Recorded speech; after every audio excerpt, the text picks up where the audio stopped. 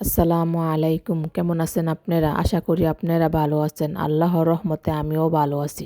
চলুন রেসিপিতে যাওয়া যাক। আজকের রেসিপিতে বানানোর জন্য যা যা লাগবে: শুটকি, মরিচ বাটা, পেঁয়াজ থেতো করা। চিংড়ি মাছ একটু বড় হওয়ার কারণে চিংড়ি মাছগুলো আমি বেটে নিয়েছি। যদি আপনাদের বাসায় ছোট চিংড়ি থাকে তাহলে আর বাটার প্রয়োজন নেই। আমি সব কিছু বেটে নিয়েছি। আপনারা চাইলে ব্লেন্ডারে সব কিছু একসাথে দিয়ে একটু ব্লেন্ডার করে নিয়ে নিতে পারেন।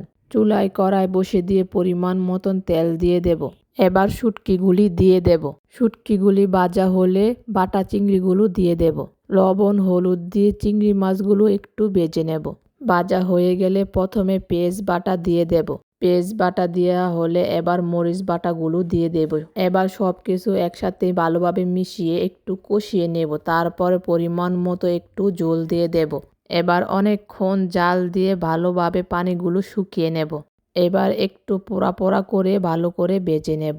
ভাজা হলে এবার বাটিতে নামিয়ে নেব।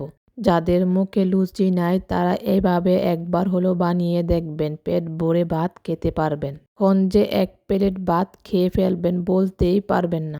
পেট ভরে যাবে কিন্তু মন ভরবে না। কে কে এই ভর্তা বানিয়ে খান একটু বলে যাবেন। আর আমার ভর্তা অনেক পছন্দ।